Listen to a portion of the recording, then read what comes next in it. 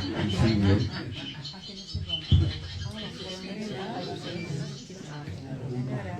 Bueno, yo he querido empezar con unas golondrinas sonando, porque creo que era la manera de recibir a Bernardo, ¿no? Con parte de sus atmósferas sonoras, de su aire, y presentarle se hace, yo creo que hermoso. Iba a decir complicado, pero no, yo creo que hermoso, porque creo que es una persona que, según he podido comprobar, aparte de leer, tiene muy buen diálogo, tiene muy buena palabra, tiene muy buen contar, un contar reposado, y al leerle también ves que trasluce todo ello, tanto en su novela como en su poesía, ¿no? Sabéis que está muy reconocido, premiado. No voy a sacar galardones porque si habéis venido es porque ya lo sabéis. Y prefiero que pasemos directamente al diálogo, a la conversación, que de hecho literalmente me ha pedido que hablemos, que contemos, que dialoguemos, que participéis, es decir, que no tenéis por qué esperar al final, sino que por el camino podéis ir aportando. Y al margen de que os salude, pues sería bueno que hiciera un pequeño esbozo desde su mirada del libro, y a partir de ahí empezamos a dialogar. O sea que empiezo yo. Sí. Bien, los esbozos son difíciles. Me gustaría empezar con una alabanza a la conversación, que es una forma de pedirles que luego se incorporen al diálogo, a la conversación, ¿no? Cuando en un libro que leí, argumentaba qué razones había a favor de la lectura, decía que la principal era que ayudaba a la conversación, o sea, es decir, que la conversación con libros es más fácil, ¿no? Y quizás que sea ese momento. También hay otro libro que dice por dónde empezar. Este libro me preocupa más, este título me preocupa más, por dónde empezar. Es muy difícil para mí hablar de un libro en el que he estado metido pues más de un año, pero bueno, empiezo por el punto de partida, que a lo mejor lo he ido contando por ahí. Es un punto de partida que es fundamental, me parece, a la hora de escribir un libro, de dónde partes. Ocurrió sencillamente que estaba paseando con mi mujer por un pueblo que se llama, en castellano, Arrona, o Arrúa en vasco, y pensé o me acordé que de ahí era Urtain, José Manuel Ibar Urtain, que luego fue muy conocido en el mundo del boxeo, pero que antes del mundo del boxeo era muy conocido como levantador de piedras en el deporte rural. Bien. Y pensé, ¿y dónde estará ahora Urtain? No tenía ni idea. Así que pregunté a una persona que estaba allí con un tractor de ese pueblo y me dijo, Urtain no está en ningún sitio, Urtain ya, la tumba y todo ya ha desaparecido. Así. Y me llevó al cementerio donde había estado Urtain, y allí, en el lugar de la tumba, lo único que había era una pradera, una pequeña pradera dentro del cementerio, ¿no?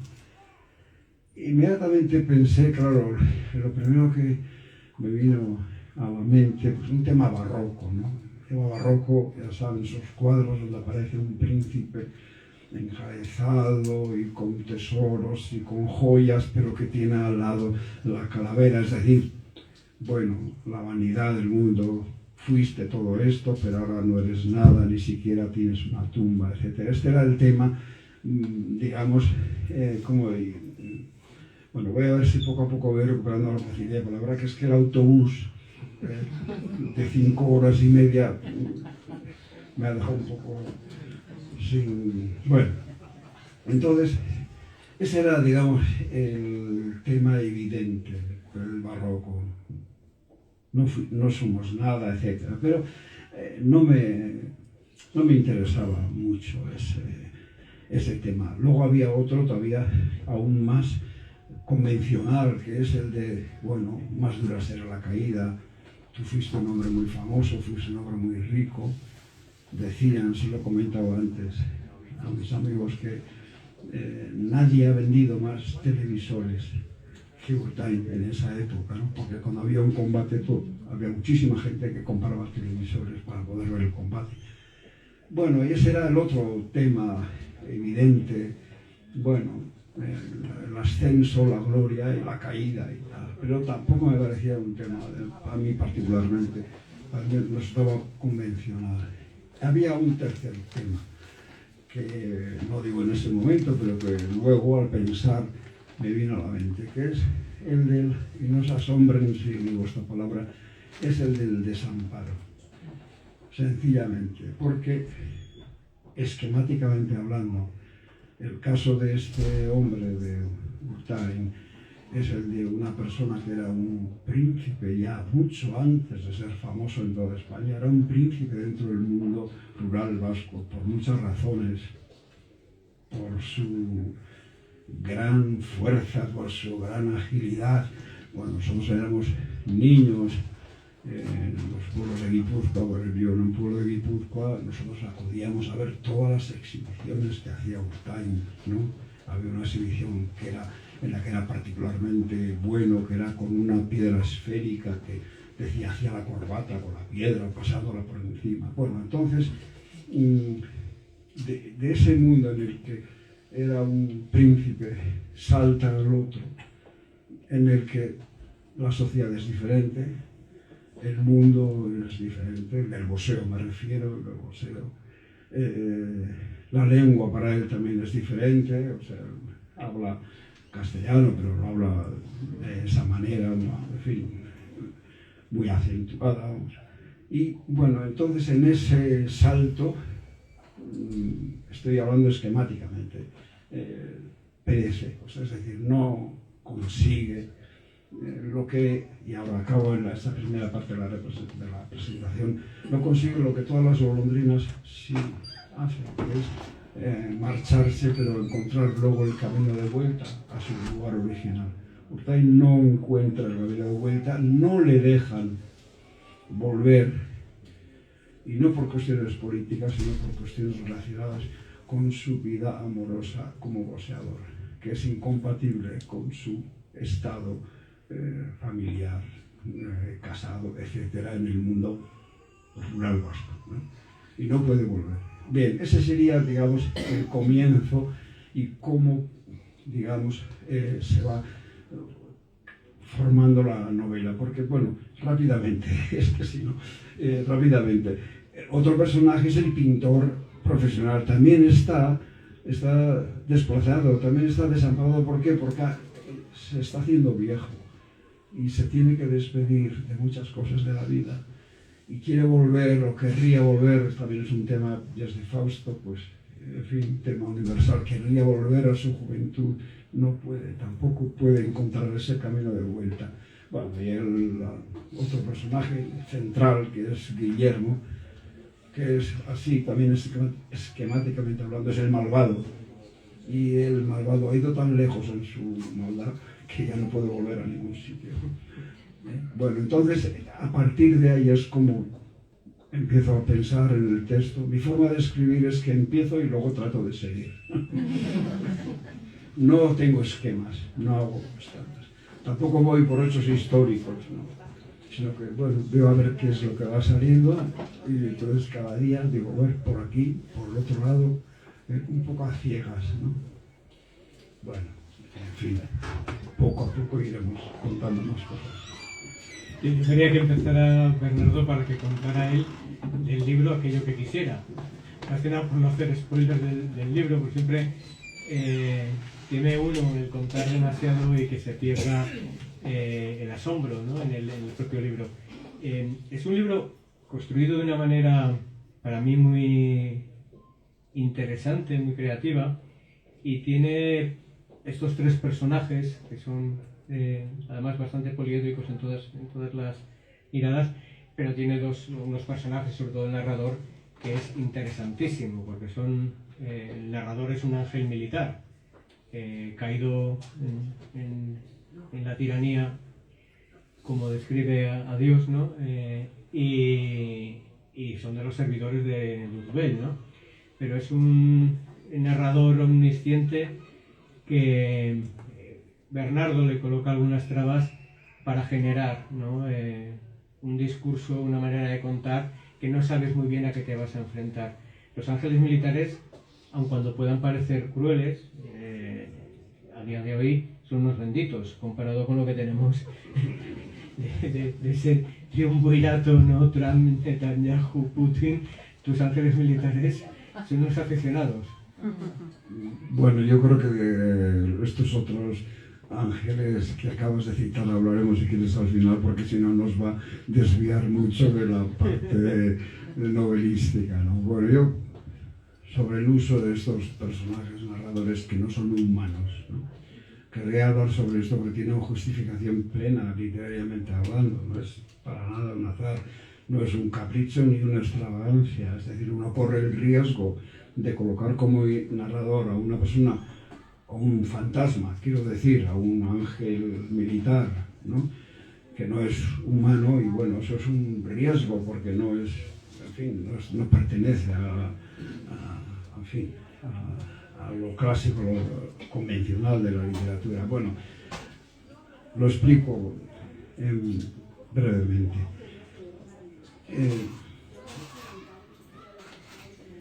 Cuando escribí algo fatal, cuando escribí un texto sobre Obaba, que luego hizo, eso fue Obaba Coac y tal. Mi problema a la hora de hablar de Obaba eran los detalles. Es decir, yo no quería hablar del ayuntamiento, no quería hablar de las elecciones municipales, no quería hablar de lo que se comía o dejaba de comer en los restaurantes, ¿no? Si el personaje narrador, en ese caso de Obaba, lo digo porque el caso es más sencillo de explicar, hubiera sido, por ejemplo, un médico rural, como Pío Baroja lo fue, ¿no? Estaría obligado, claro, sería raro, ¿no?, que el narrador sea un médico rural que entre en un pueblo como Obaba y no hable de su conversación con el alcalde o su conversación con las enfermeras o con el enfermo, etc. Yo quería librarme de todos los detalles porque a mí me interesaba otro asunto que es, bueno, quien no haya leído lo sabe. Me interesaba, por ejemplo, el taller de costura. ¿Por qué? Porque en el taller de costura, donde se reunían todas las muchachas jóvenes del pueblo, pues era un lugar de gran intensidad erótica, ¿no? Y entonces me interesaba que se hablara de ello, o por ejemplo que se hablara de una casa en la que acaba de morir una persona y que esa persona que ha muerto ha dejado el encargo a uno de sus hijos de cuidar del otro que no es un niño normal, ¿no? Entonces, esos dos temas son los que a mí me interesaban fundamentalmente. Entonces, para eso, dije, no puedo contarlo con un médico rural, ni con un policía municipal, ni con nada. Tengo que inventarme otros personajes. Y en ese caso fueron, por ejemplo, la serpiente. No, la serpiente, quien sea el alcalde de las elecciones municipales, todo esto, la geografía, todo esto le da igual. Entonces, la serpiente es uno de los narradores y cuenta lo que a ella le interesa, que es casualmente lo que a mí me interesa, ¿no? O el pájaro, por ejemplo, claro, cuenta la vida de uno de los chicos que está encargado de cuidar de su hermano, que es un hermano, en fin, un poco sociable y poco recomendable. Y tanto que las ardillas son las que hablan de este chico poco recomendable y son las que sufren luego las consecuencias de ser amigas de ese. Bueno, entonces exactamente igual es como en esta novela. Yo no quería detalles, porque podía haber escrito sobre Urtain y coger hemeroteca y esto y lo otro. Me interesan 4 cosas de Urtain que tienen que ver con el desamparo y la caída, si quieres. Me interesan hablar de un molino, fundamentalmente, que es como el centro del paisaje fundamental de la novela, el molino que va cambiando de dueño, etcétera y tal. Bueno, entonces pensé, ¿cómo lo cuenta?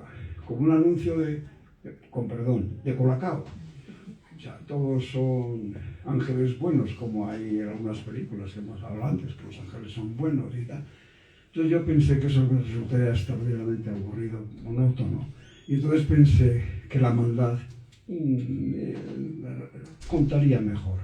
Y que, por ejemplo, claro, bueno, es que no sé si estoy hablando demasiado de este asunto y tal, pero es que a veces me da un poco apuro contarlo, ¿no? Entonces empieza la novela, y están enterrando a Urtain, y entonces está el jefe de los ángeles militares que se llama Semillaza, que es realmente cruel, o sea, no es de broma, es realmente cruel. Y cuando dice, ahí lo tenemos, dice que parecía que no íbamos a conseguir que se tirara de ese balcón, pero al final, porque tenía mucha personalidad y tal, pero al final ahí lo tenéis, como una estatua yacente, y añade, que se joda.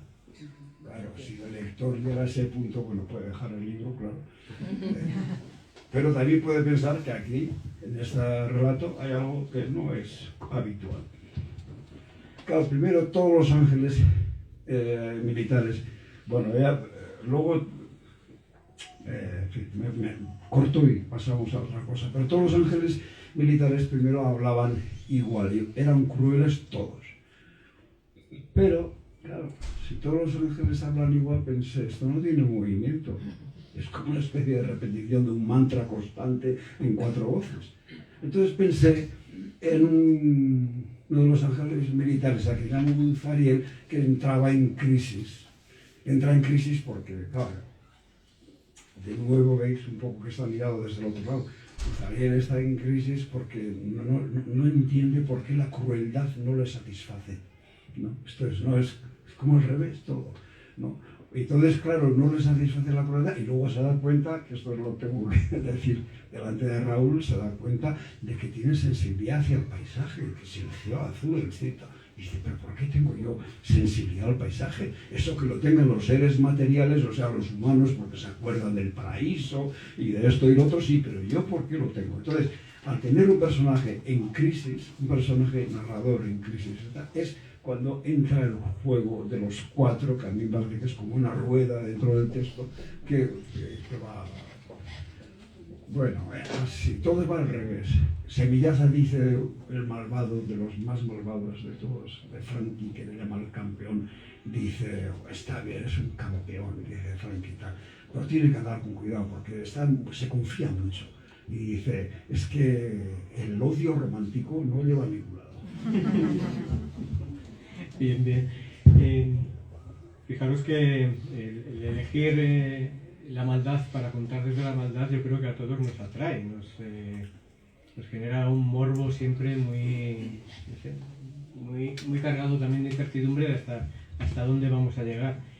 Y una de las maneras de definir al personaje que a mí me sorprendió son tus biometrías, es decir, creo que, vamos, estoy seguro que eres la primera persona que he visto adjetivar con el Pantone de color. Es decir, por lo pronto, ¿no? O definir la frialdad de una persona en grados centígrados. Esa atracción también hacia la ciencia, ¿no? Sigue siendo una de las ventajas de un narrador que no es un ser humano como nosotros. Es decir, los personajes narradores o no en un texto abren, efectivamente, lleva la acción, tú tienes el caso más vulgar, tú tienes un detective y ese detective lleva la acción de la novela, pero al mismo tiempo cierra, porque un detective no puede hablar, por ejemplo, como un filósofo chino, a no ser que sea un detective francés, que eso cabría, ¿eh? Pero lo que hacen los personajes es abrir o cerrar lenguajes, formas de expresión. Entonces, al tener personajes como Zariel o Semillaza, estos, claro, su forma de describir y de hablar es diferente. Y entonces dice, por ejemplo, que los montes son poliverdes, dice, ¿no? O efectivamente cuando aparece el color rojo, por algún motivo las hojas son verdes, siempre hay una referencia al Pantone, dice Pantone 156. Claro, eso tiene para mí, una necesidad. Tienes que hacerlo así, porque ¿cuál es el problema con este tipo de textos donde hay mucho paisaje? Y es que te pongas demasiado estupendo, que seas demasiado poeta, que poetices demasiado el paisaje. Entonces, cuando ya te das cuenta, cuando estás escribiendo, que es lo que decía, cuando vas escribiendo, tirando los hilos, dices, aquí me estoy poniendo que si el sol sale, que si el cielo, que no sé qué, aquí me estoy poniendo muy estupendo. Entonces dices, bueno, y por una de las esquinas, una nube roja, Pantone 130, y eso es disruptivo, eso rompe la manía poética. Todo esto, en fin, podríamos hablar largo, pero lo peor de la poesía es la manía poética, o sea, que quieras hacerlo todo demasiado poético, que todo lo iguales por una supuesta poesía y tal. Entonces, bueno, yo utilizo esos personajes para que tengan ese efecto de corte, de destruir el posible exceso poético de los textos. Es tan literal como lo que acaba de contar el hecho de que las descripciones paisajísticas las hace el lector. Es decir, los paisajes están muy desnudos en la descripción y tú creas, me refiero al lector, ¿no? Yo creo como lector el paisaje en función de mi interpretación, porque esa definición de un poliverde es como... Pero ¿dónde están los matices, ¿no? de ese verde? Aún así, creo que consigue definir un personaje de Zariel muy creíble, en el sentido de que yo puedo creer que existe un personaje así que nos está mirando desde arriba, y en esa mirada desde arriba se repite el hecho de los funerales, el observar los funerales desde fuera, en tres momentos históricos distintos, no tan lejanos, ¿no? 92, 2017 y uno venidero, que es 2042, y en el libro dibujas las escenas de los funerales, los corrillos que se montan, las conversaciones que se montan, quién está con quién. Me parece muy cinematográfico también toda esa carga de los que por desgracia ya con edad vas despidiendo gente, cómo se viven esos escenarios, ¿no? Bien, no sé si a ustedes les suena George Foreman, que fue un boxeador, fue campeón del mundo y era un tipo estupendo. Yo he leído muchas cosas sobre él y no tiene que ver directamente con lo que me ha preguntado, pero voy a llegar a eso, ¿no? Entonces a George Foreman le preguntaron una vez en una entrevista si era verdad que todos sus hijos, 5, se llamaban George. ¿Todos se llaman George? Y dijo, sí, todos se llaman George, porque cuando uno ha peleado con Sonny Liston, Cassius Clay y otros así, hay que darse facilidades, ¿no? Bueno, también un novelista tiene que darse facilidades, o sea, que tiene que hacer que lo próximo que vaya a escribir, la página 65, que siga la 64, hay que prepararla para que sea fácil, para que no haya una cuesta ahí, ¿no? Entonces, es así como, por ejemplo, nada más empezar, el movimiento es fundamental, por cierto. El movimiento, la vida, movimiento, vida, es fundamental. Todo es movimiento y todo es ritmo. Y en el libro, en la literatura, que quiere ser, ¿no?, una vida representada, también tiene que haber mucho movimiento. Si no hay movimiento, mala representación. Pero a lo que voy es que para darse facilidades, uno, digamos, utiliza recursos que a lo mejor al lector al principio le parecen, bueno, como normales, pero que el escritor sabe que de ahí va a poder tirar muchos hilos. Por ejemplo, empieza la novela, entonces ya, como bien dices, yo me doy facilidades y pienso que es muy bueno el entierro. ¿Por qué? Porque es que hay un grupo de gente en este entierro, un grupo de gente diferente en el segundo entierro y un grupo de gente diferente de los otros dos en el tercer entierro, con lo cual ya tengo un montón de gente ya presentada, no tengo que andar haciendo maravillas, ya están presentados, porque a poco que mueva ese grupo en cada uno de los funerales, pues ya digamos, todos están ya en la mente del lector. No sé si me explico, ¿no? Entonces, en el primero está Pedro Carrasco y están los levantadores de piedra. En el segundo están, bueno, esto es totalmente incorrecto, pero voy a decir, están, es el entierro del malvado por accidente, etcétera y tal, y está el otro malvado dando. Y entonces en la primera fila están, por ejemplo, jueces, policías y tal. Entonces dice Uzariel, bueno, son gente que a usted le gusta bastante. Entonces, bueno, quiero decir, ya, pero he presentado a estos jueces, tal, luego en ese entierro cantan la canción preferida del mafioso, que es Manda Rosas a Sandra, etcétera. Bueno, en el tercero, en cambio, que es el pintor, es evidentemente el personaje más luminoso de todos los que hay. Entonces, su entierro, su funeral, su entierro es completamente diferente. Son 20 o 22 personas que se han puesto en círculo y cada uno habla y tal. Entonces, quiero decir, el hecho de utilizar, o sea, no es que yo sea más fúnebre que mis vecinos, sino que a mí, como narrador, me conviene que los personajes se presenten lo más rápido posible para no luego andar como en aquellas novelas, ¿se acuerdan? Rusas, en las que al principio había una lista de todos los personajes que iban a aparecer. Entonces, bueno, bien, dicho eso, más facilidades me di.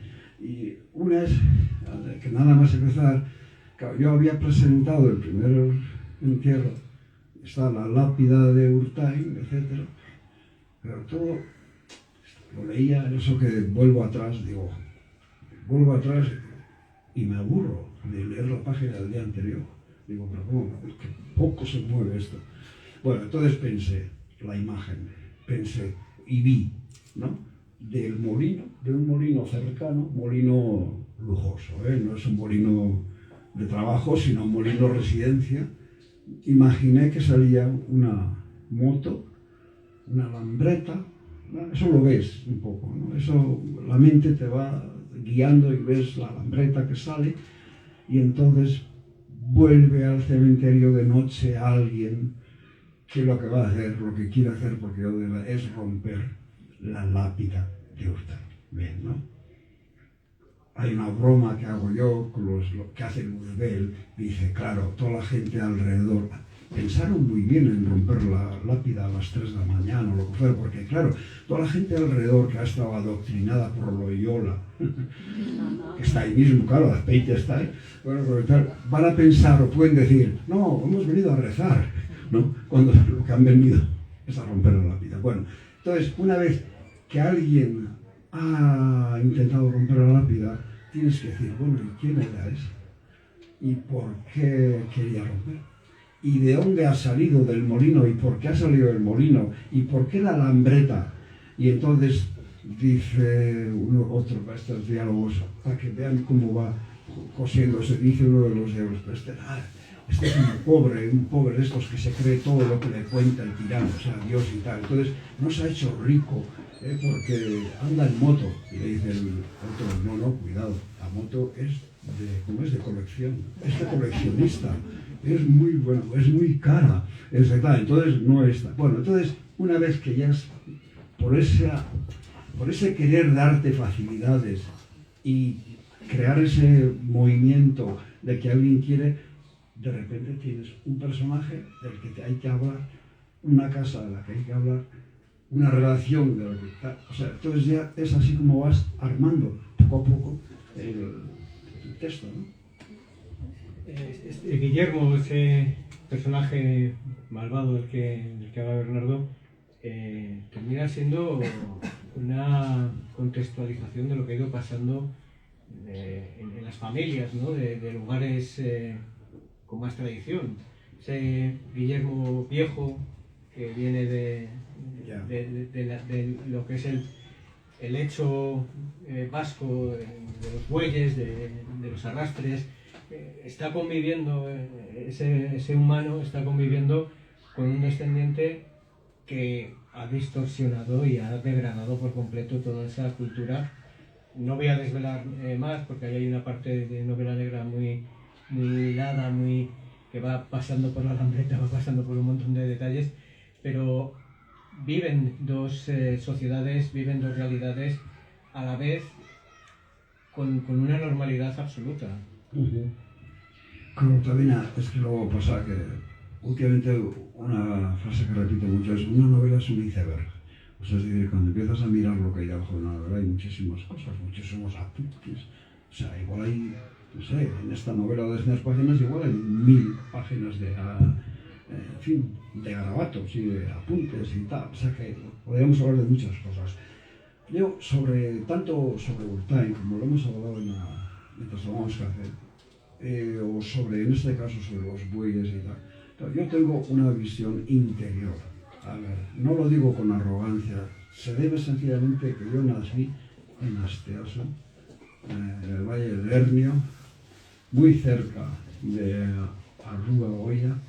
Entonces conozco ese mundo desde la niñez, que es por eso que digo que es interior. Nosotros, si hemos vivido en alguna parte en la niñez, eso que ha ocurrido y que nos ha, digamos, entrado por los ojos y los oídos durante la niñez, eso forma parte prácticamente de nuestro cuerpo. Es que es algo, se encarna, eso es previo a toda reflexión. No es que tú intelectualices luego, no, es que tú en esa niñez, por ejemplo, has visto, pues eso, ¿no? A lo que era, por ejemplo, el levantamiento de piedras en la escuela, que todos los niños querían ser levantadores de piedra y como no tenían hecho el callo en el hombro, sangraban, venían a clase y tenían el hombro, la camisa, ¿no?, manchada de sangre y tal. Todo eso es interior, no es algo que tú luego intelectualizas. Entonces, ¿qué ocurre? Pasa exactamente igual con los bueyes.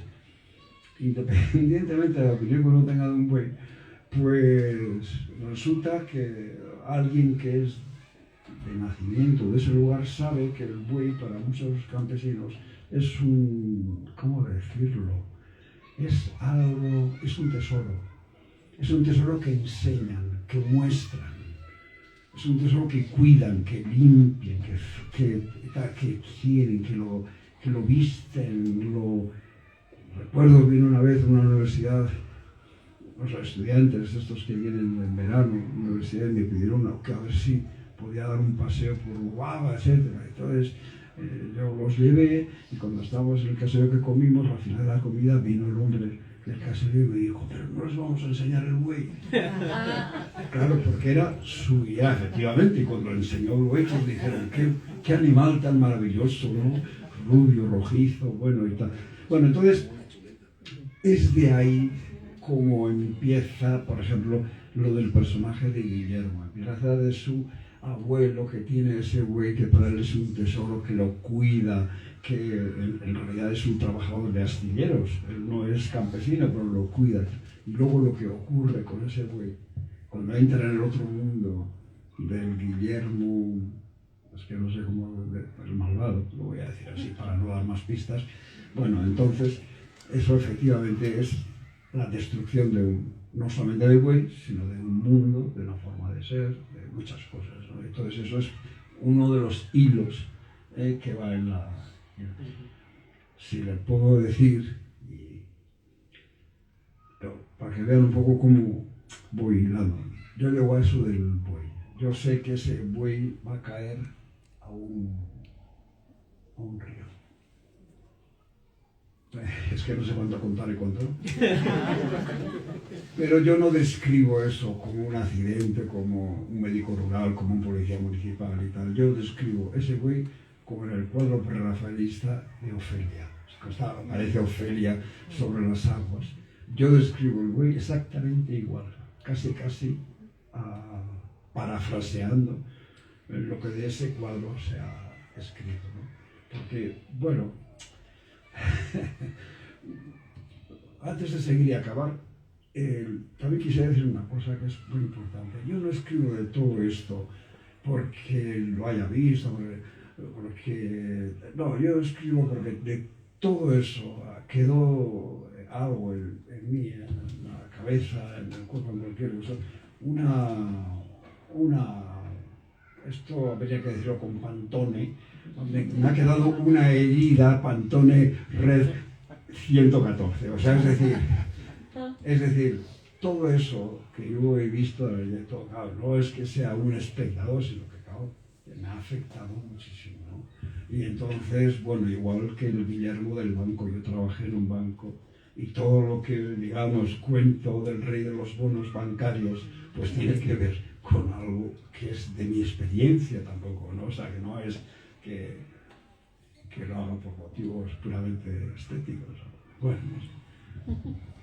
Por seguir recorriendo los personajes de esta manera sucinta, el amable o el grato dentro de todo este discurso, que es Pedro el pintor, es muy singular también ese dibujo de alguien que quiere volver a un lugar que ya no reconoce, que ya no le pertenece. A mí me llama mucho la atención, lo vemos aquí en muchos pueblos, de toda la gente que emigró a trabajar País Vasco, Cataluña y tal, que se tiran toda la vida allí, pasan a lo mejor aquí 15, 16 años, lo que es su infancia y su adolescencia, comienza la juventud, se van a currar fuera muy pronto, y después de haber vivido allí 30 o 40 años, se vuelven otra vez al pueblo y su intención siempre ha sido la de volver, ¿no?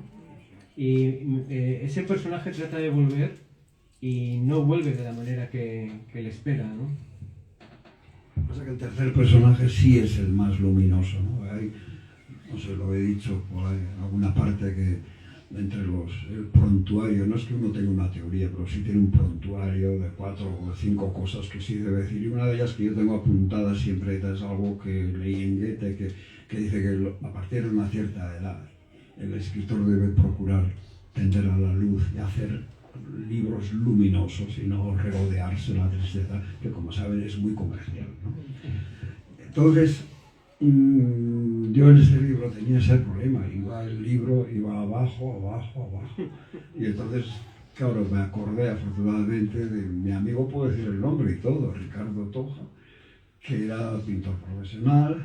Como él decía, yo tengo un cuadro en el Museo de Bellas Artes de Bilbao y eso ha sido para mí lo máximo, y ya con eso me conformo, ¿eh?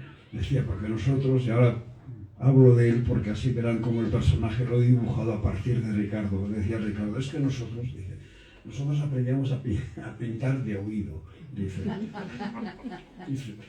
aquí no, claro, franquismo duro, no teníamos dinero, a veces decían un pintor me llamaban, iba a París y entonces volvía de París, me llamaban, era de todos el mayor, también el que mejor posición económica tenía, entonces me llamaban, iba a París, entonces volvía y decía, ¿sabes? Mira, Cézanne coge el pincel y lo hace así, o sea, da la pincelada de esta manera, y él decía, dibujaba en el aire la forma que hacía el Cézanne, pero esto, en tanto que, yo qué sé, no sé, cualquier pintor de Almey, pues lo hace así. Entonces decía, nosotros aprendíamos así, de oído, a pintar, ¿no?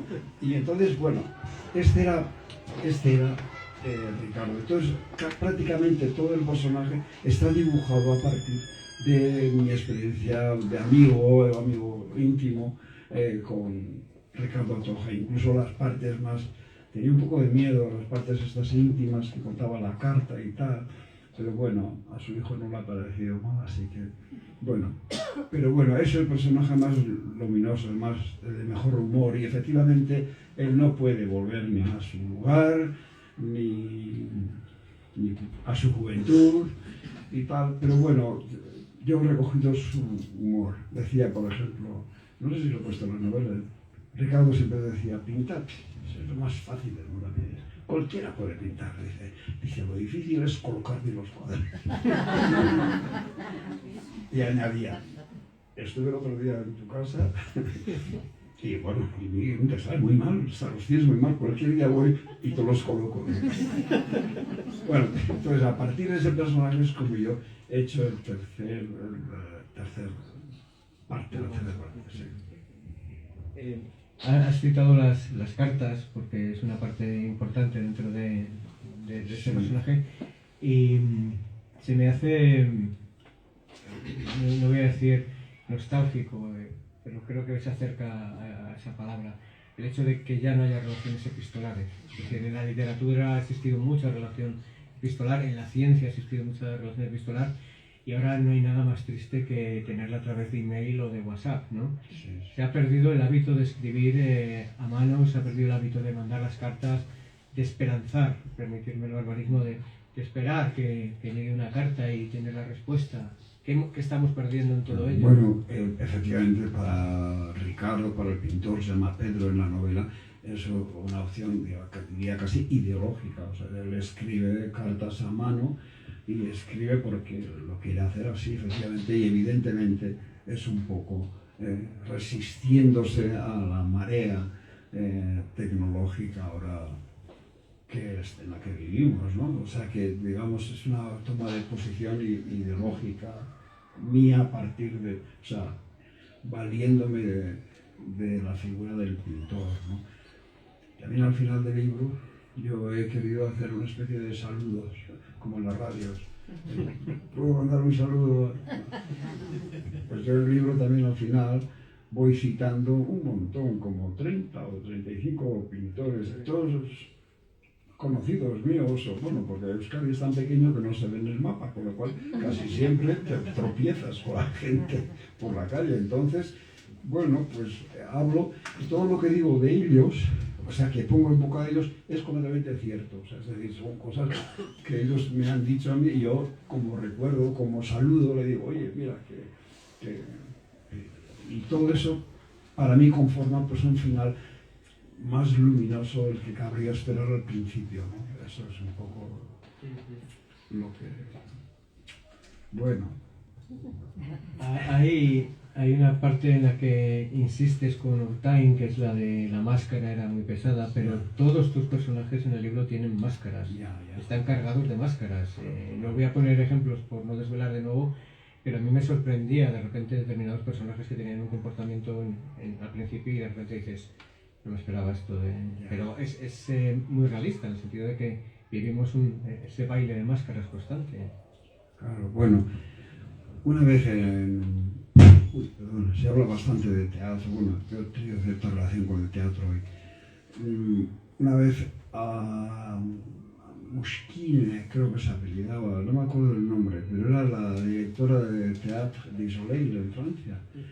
Y entonces, una vez en una entrevista, en un libro de entrevista, le dijeron, pero usted utiliza máscaras, pero eso no es caricatura, le decía la pregunta. Y ella se enfadaba mucho, decía, caricatura, todo lo contrario, una máscara te convierte en otro, que no es caricatura de ti mismo, si tú otro. Y esa experiencia la hemos tenido todos, incluso en cualquier fiesta de cumpleaños de tu hijo, ¿no? O de tu hija, ¿no? Se pone una máscara y de repente es otra persona, en carnavales no digamos y tal. Claro, la particularidad de la máscara, bueno, saben, creo que se dice en el libro, que máscara en griego era persona. O sea, persona y máscara viene a ser lo mismo. O sea, que una persona lo es, somos personas gracias a que socialmente somos reconocidos como tales. Que eso es lo que hace la máscara, es decir, te dibujan el resto, o sea, lo que te rodea te va dibujando y tú eres lo que eres porque los demás te han hecho de esa manera, ¿eh? O sea, me parece, es decir, que la biología, la naturaleza, sí, tiene importancia, pero bueno, la máscara, bueno, ustedes piensen en lo más gratuito, si quieren, lo más gratuito sería, cuento un caso y acabo, y entramos en más. Estando en Ciencias Económicas en Bilbao, patria de América, que está ahí, pues resulta que en clase apareció una persona que cometió un error tremendo, era 10 años mayor que nosotros. Entonces, como era 10 años mayor que nosotros y vestía con traje y corbata, nosotros en el extremo de la finura intelectual dijimos, este es un polisecreto.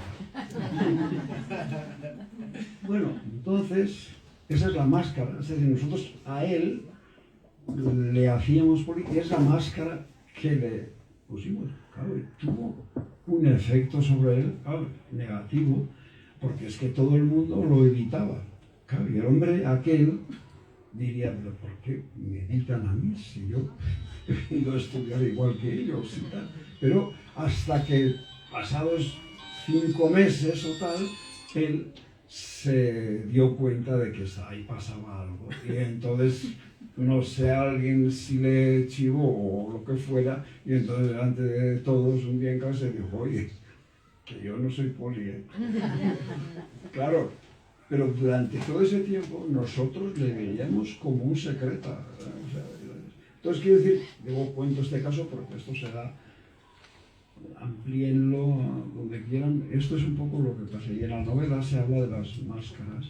A la de máscara de Durkheim, que se le hizo demasiado grande y lo abatió. ¿No? Esto es un poco lo que pasa.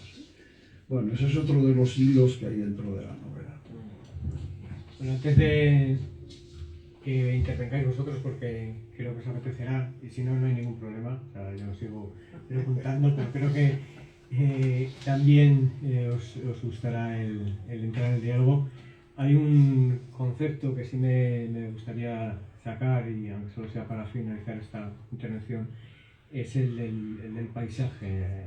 Y voy a hacer una referencia a Unamuno, que decía que sus coetáneos estaban despaisajados, estaban huérfanos de paisaje, y que eso era una de las razones que les hacía no sentir, ¿no? Ese sentimiento de la naturaleza que decía él.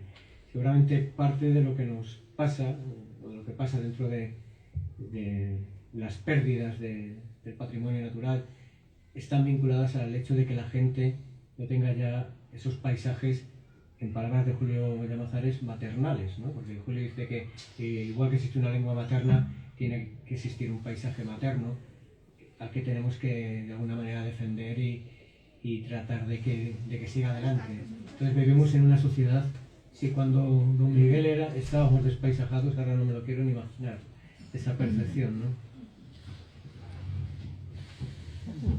Él sabe muchos paisajes y yo no puedo competir,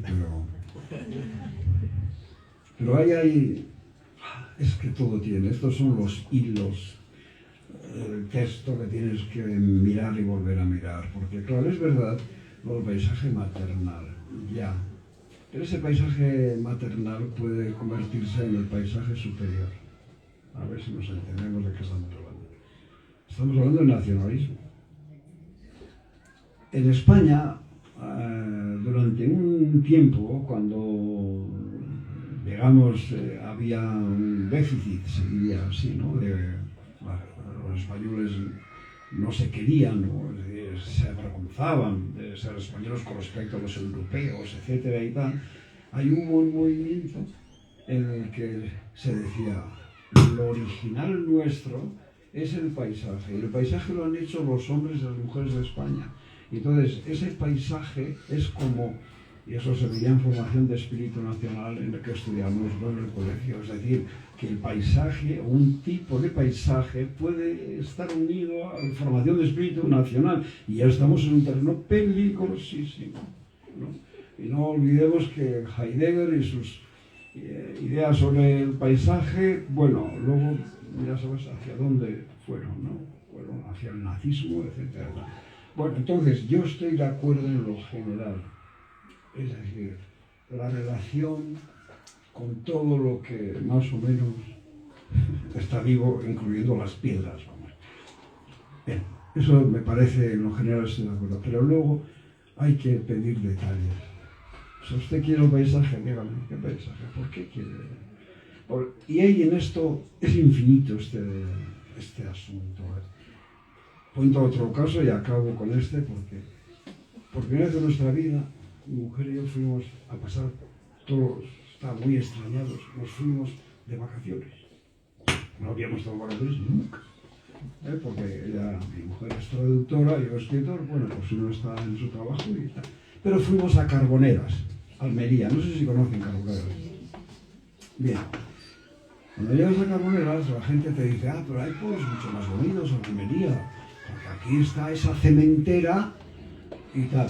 Bueno, pero resulta que esa visión es una visión, a mi modo de ver, errónea, y es estetizante, o sea, es decir, da demasiada importancia a la belleza física, podríamos decirlo así, y no por ejemplo, al movimiento que se crea en relación con ese paisaje. Por ejemplo, gracias a la cementera, todos los días vienen y van barcos de 150 metros de eslora, de 200 metros de eslora, y es una maravilla para mí. Claro, primero no te das cuenta casi, pero luego te das cuenta. Ya viene un barco, ya se va el otro, vienen dos, hay mal aire, con lo cual se quedan alrededor del sitio de carga, y alguien del pueblo te dice, bueno, y además, o sea, los barcos no pueden estarse quietos, incluso tienen que girar según haya levante, según haya poniente. Bueno, entonces de repente ese vaivén de los barcos, ese baile de los barcos es de una gran, para mí, de una gran belleza, ¿no? Pero no es una belleza, como llamarlo, aquello que se decía, es una guapa a primera vista. No era una belleza, no es una belleza a primera vista, hay que estar un tiempo allí y hay que ver que eso va unido al movimiento de los barcos, a no sé, a unas historias con respecto a los barcos, muy bonitas y tal. Bueno, entonces no sé por qué estoy exactamente diciendo esto, pero bueno, quiero decir, paisaje, de acuerdo, pero vamos a pedir detalles de por qué te gusta a ti el paisaje de tal. Bueno. Bien, mi visión del paisaje es benévola. Es decir, para mí es un refugio, no es una ideología, es un refugio en el sentido más primigenio del término. Y solo un detalle más, porque cuando estábamos Rafael y yo antes contigo, nos has hablado de tu vivencia en Cerrato y ahora cuando cantamos, que me decías algo. Es que a mí me decía que la gente decía, allí solo hay silencio.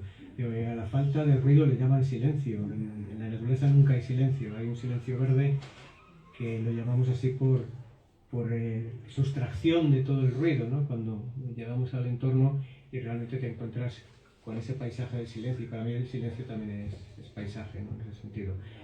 Os dejo el micro, preguntáis, cuestionáis, aportáis, opináis. Por favor. Bueno.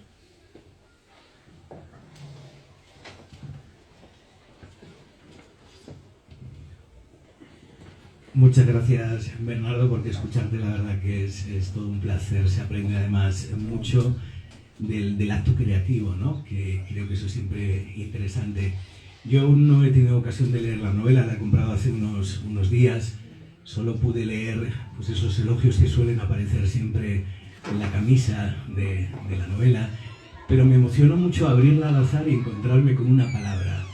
Una palabra que me la encontré hace 25 años, también en otra historia tuya maravillosa, el inventario de Henry Bengoa, y es la palabra cra, que se convierte en onomatopeya. En aquel momento decías, y algo me ha hecho cra en el corazón, y a mí ese cra me acompaña desde hace muchísimos años, y encontrármelo en esa primera ojeada en el libro me emocionó mucho.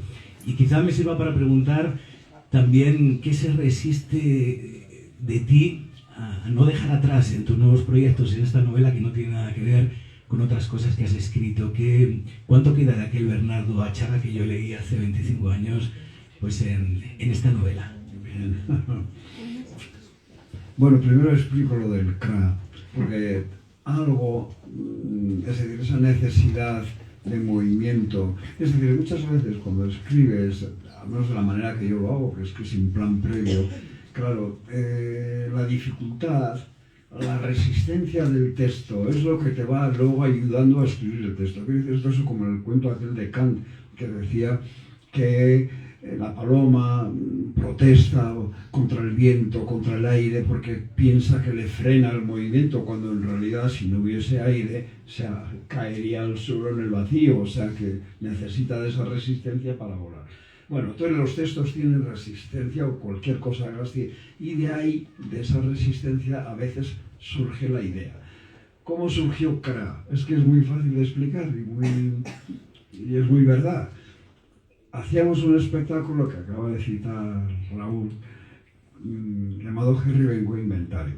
¿Qué algo hay en esta novela? Porque es que, claro, yo al escribir ese texto me di cuenta de que si haces el inventario de las cosas que hay en una habitación, en realidad estás hablando de la historia de quien ha vivido. Pero el problema era curioso, y es que esa lectura era una lectura con guitarra eléctrica, teclas y bajo, ¿no? Y entonces había un cantante que iba cantando ciertos temas y tal, más o menos. Bueno, y entonces yo oía en los ensayos la canción y estaba aquí arriba, o sea, emotivamente, todo, eran muy buenos músicos, pues entonces estás aquí. Entonces cuando me ponía a recitar, me parecía que estaba ahí abajo. O sea, como si fuera una vocecita que está hablando y tal. Entonces yo pensaba, o sea, voy a empezar a recitar y durante 3 minutos nadie va a reparar lo que estoy diciendo porque es que está con el eco, por decirlo así, mental de esa música. Y entonces pensé, bueno, voy a hacer algo impropio en una poesía, no se hace. Entonces bueno, era en euskera, no me acuerdo. Bueno, y total, que empecé, ¡cra! Bueno, cuando fuimos a Hamburgo, era Juan Guiñenia, cuando fuimos a Hamburgo y vimos, no sé qué, en aquella calle, Gutenstrasse, no sé qué y tal, algo se rompió en nuestro corazón, ¡cra! Y hacíamos todos, ¡cra! Joder, yo creo que la gente, el público, que con la música se había ido por no sé qué ambientes, de repente se pegaba un susto y decía, ¿qué dice este de crack? Y eso se repetía durante todo el recitado de ese poema. Entonces eso hace que baje, no sé cómo explicar, que rompa el ambiente anterior. Y en esta novela, pues Cra, igual que el Pantone, tiene esa misma función. O sea que si, por ejemplo, el juez dice, no sé qué, Cra, y entonces dice Uzariela, eso es señal de que ha tenido contacto con el hombre. O sea que es decir, igual tiene el Cra en este caso sentido literario, pero bueno, pero es verdad que yo, o sea, por romper el ambiente que ha creado la música, tuve que hacerlo del K. Era muy fuerte, que consta, como todos los, porque había otro lector, hacíamos los dos la lectura y el músico también, o el cantante también decía K. Y entonces yo creo que la gente se espantaba un poco, ¿no? Bueno.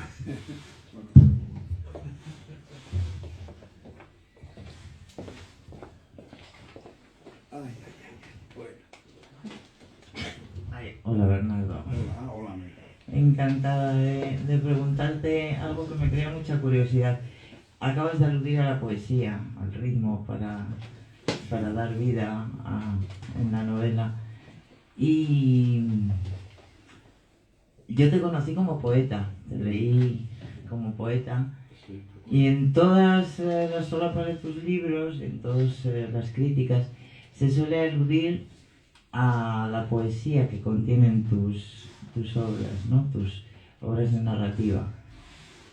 Y me da un poco de pena que se diga, ha tenido tanto éxito tu narrativa y la poesía dentro de tu narrativa, que hay un momento aquí en tu biografía, al final ya que dice también escribe poesía. ¿Qué pasa con la poesía? Que yo barriendo para mi territorio, y porque yo te admiré cuando yo estaba en segundo de BUP en el instituto, te dieron en Churdina, me acuerdo, el premio de la crítica, y te admiré primero como poeta, luego también como narrador, pero ¿cómo llevas esto de los géneros? No, tienes toda la razón. Hoy mismo he estado hecho un apunte en el autobús porque he pensado que muchos lectores ya no se acerquen a la poesía o no encuentren en los poemas nada, que no sean, si quieres decirlo más brutalmente, que no sean capaces de leer poesía. Pero claro, es que eso, si sigue así, pronto en la prosa va a desaparecer también la novela un poco original, o la novela un poco difícil, o la novela, es decir, se considera que la dificultad es indeseable, cuando muchas veces, y todos hemos tenido lecturas que han sido difíciles, que han sido muy importantes en nuestra vida. Entonces, hay un retroceso ahí, hay un desecamiento, me parece. Y claro, si esto, que yo creo que no va a seguir del todo así, pero es que si ese proceso siguiera así, al final solo se leerían novelas de detectives, novelas de amores sentimentales entre... me da igual. O sea, porque, es decir, la facilidad se convierte en un valor literario. Puede serlo, pero no necesariamente. Es decir, porque claro, si vamos por ese camino, bueno, igual ahora voy a decir una cosa que es muy vieja, igual ni siquiera se acuerda, pero cuando se dice, por ejemplo, a media de que la poesía es palabra memorable, digo yo, bueno, pero no solo eso, porque claro, también es memorable lo de tengo una vaca lechera, y tal, o sea que hay que, digamos, entrar en los detalles. A mí me parece, sinceramente lo pienso, como yo lector de poesía, siempre todos los libros que leo de poesía, en todos encuentro algo que me hace pensar, o sea, porque está muy pegada la poesía a la biografía, que eso es un poco la parte fuerte de la... Pero en mi caso, pues me está pasando un poco con la máscara, es decir, que como me han creado la otra máscara, o sea, de las novelas y todo esto, de repente, pues no, salvo en euskera, porque en euskera sí hago, el domingo voy a hacer una lectura especial que hacemos con un músico también, cosa que es de acordeón, entonces no me hace falta decir pero bueno, pero en euskera pues, sí leo yo poemas y en esas lecturas además voy aprendiendo muchas cosas sobre el público, como hay poemas que no deben leerse en público, depende, o sea, hay mucha materia, pero lo hago. Pero en el castellano no lo hago porque es algo... Me acuerdo alguna vez que me llamaste para, no sé si era la Bellas Artes, el Círculo de Bellas Artes. A mí en realidad en castellano nadie me llama para leer poemas, o sea que eso es un poco... También lo demás es que no... Pero bueno, yo estoy muy de acuerdo en que bueno, nos acordamos, dice, la prosa que es mucho más eficaz. Bueno, yo miro mi propia vida, joder, y a lo mejor me acuerdo igual de 15 poemas que han sido para mí decisivos, y no sé si diría yo 10 novelas, igual, ¿no? Porque son obvias. O sea que, no sé, es que...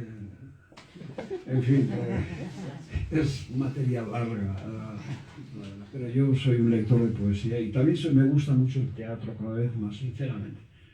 O sea, que son dos géneros que luego no han, socialmente, no han tenido tanto desarrollo. ¿Queréis preguntar?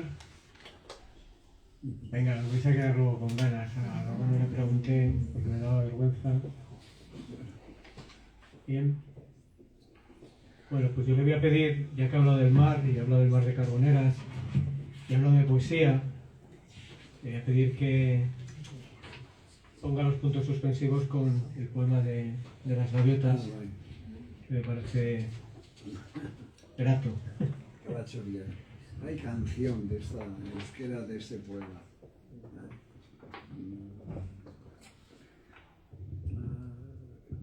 Muy bonita la canción, ¿eh? Bueno, cántala. Ya, pero no he intentado, a ver, porque es que claro, son muchos saltos aquí en la cabeza, ¿eh? Del autobús aquí. Aquí. Ya, que digo que hay muchos saltos de mi cabeza. Bere maitasunak errepasatzeko hiriko kalatxori marroiak arratsero biltzen dira estazio aurrean. Bueno, pero esto de la canción es más bonita que... Bueno, entonces dice, es un paisaje de Bilbao en realidad, ¿no? El paisaje de La Arriaga, de la estación de Santander, todas las gaviotas. Todas las tardes se reúnen las gaviotas frente a la estación del tren. Allí repasan sus amores.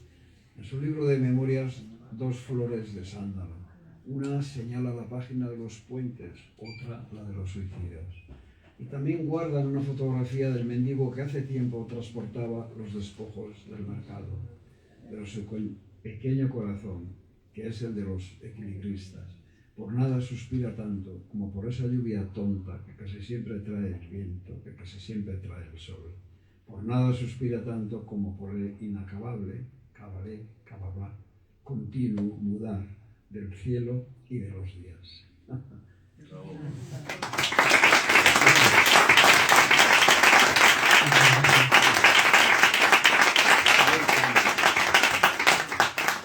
Bueno, pues a partir de ahora dar las gracias, que debía haber sido lo primero, a Letras Corsarias, a Rafa y a todo el equipo, y aprovechar para lo que hay que hacer, que es adquirir libros, que para eso venimos a las librerías, y también aprovechar para que nos lo firme Bernardo y tengamos todos un recuerdo grato de este día.